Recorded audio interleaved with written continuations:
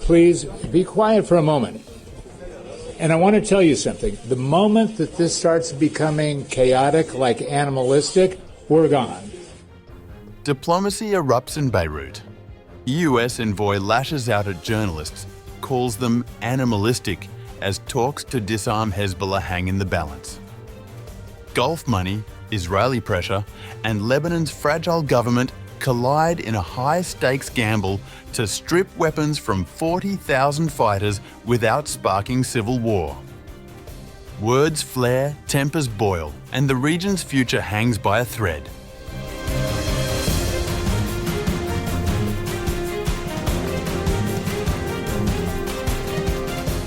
A diplomatic mission to Lebanon turned contentious when US Special Envoy Tom Barrack told Lebanese journalists to stop being animalistic during a press conference at the presidential palace in Beirut.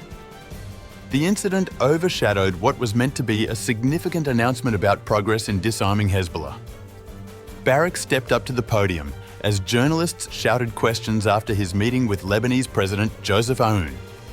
The US ambassador to Turkey and special envoy to Syria immediately set new ground rules. Please be quiet for a moment. And I want to tell you something. The moment that this starts becoming chaotic, like animalistic, we're gone. So you want to know what's happening? Act civilized, act kind, act tolerant, because this is the problem with what's happening in the region. When journalists persisted with their questions, Barrack became more pointed in his frustration. So I beg you, do you think this is fun for us? Do you think this is economically beneficial for Morgan and I to be here putting up with this insanity? In cadence, with your kindness, your interest, and your thoughtful questions, we'll give you responses. If that's not how you'd like to operate, we're gone. Okay? Is that acceptable to everybody? Now, what are we doing? I can't even have 2 minutes. The reaction was swift and harsh. The Lebanese presidency issued a statement saying, "The presidency of the Republic expresses regret for the statements inadvertently made from its platform by one of its guests today.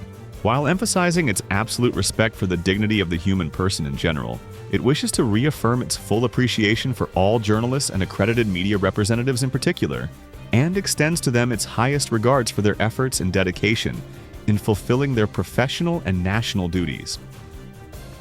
The photojournalists syndicate called Barrack's comments a direct insult that set a serious and totally unacceptable precedent, demanding an immediate and public apology. The press editors syndicate threatened a boycott of the envoy's future visits if no apology was forthcoming. Beyond the diplomatic incident, Barrack delivered significant news about the timeline for Hezbollah's disarmament. He announced that Lebanon would present a comprehensive plan on Sunday, August 31st, aimed at persuading the Iran-backed militant group to surrender its weapons. Your government is coming back with a proposal August 31st, which is a Sunday, so it won't be August 31st, of saying, here is the plan and proposal of what our intent is to disarm Hezbollah. The US envoy emphasized this would not involve military force. LAF and your government are coming back with a plan, saying our proposal to Hezbollah as to how to disarm them, which is not necessarily militarily. Right? They're not talking about going to war. They're talking about how do we convince Hezbollah to give up those arms.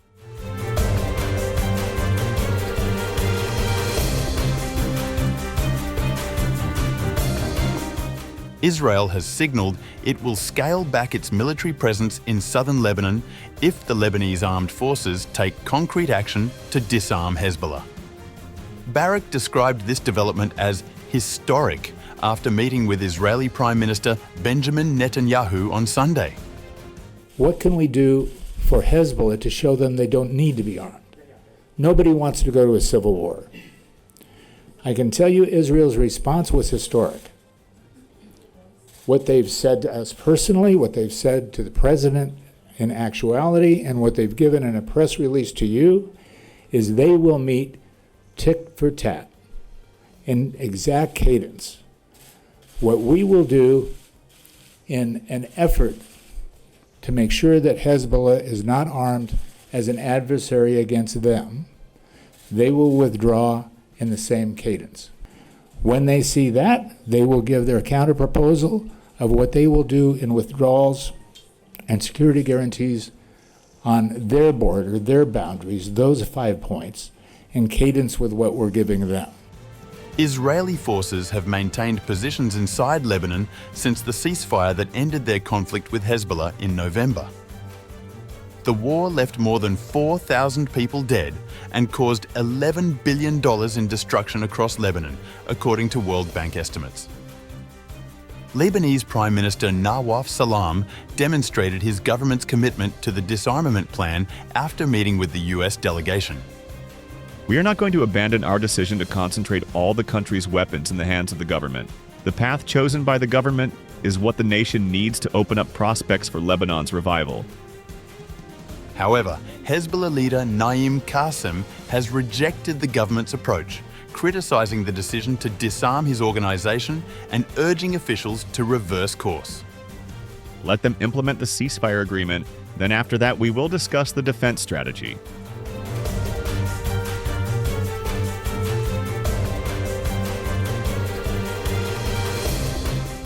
The most ambitious aspect of the disarmament initiative involves creating economic alternatives for tens of thousands of Hezbollah fighters who depend on Iranian funding for their livelihoods. Barrack revealed that Gulf states, including Saudi Arabia and Qatar, are prepared to invest heavily in southern Lebanon. So we have to have money coming into the system. The money will come from the Gulf. Lebanon, for all the reasons we know, has always had that historic ability to harness enterprise, business, banking. They're working on a gap law. They're working on a new central bank. They're working on a correspondent banking system. They're working on the port. They're working on logistics. We need to speed that program. Qatar and Saudi Arabia are partners and willing to do that. And saying for the South, if we're asking a portion of the Lebanese community to give up their livelihood, because when we say disarm Hezbollah, we have 40,000 people that are being paid by Iran to fight. What are you going to do with them? You want to take their weapons and say, by the way, good luck, go plant more olive trees? It can't happen, right? We have to help them. This economic zone represents a direct challenge to Iran's influence in the region. And Iran has been the financier of the growth of Hezbollah, the municipality, and Hezbollah, the militia. So how do we substitute that? We bring the Gulf countries in simultaneously in a new economic zone, which will have some depth to it in the next few weeks. Lebanese President Joseph Aoun expressed interest in cooperating with friendly countries to speed up the process of the post-war reconstruction of southern areas. The success of this ambitious plan will depend on whether Lebanon can present a convincing disarmament proposal by the end of August and whether Israel follows through on its withdrawal commitments.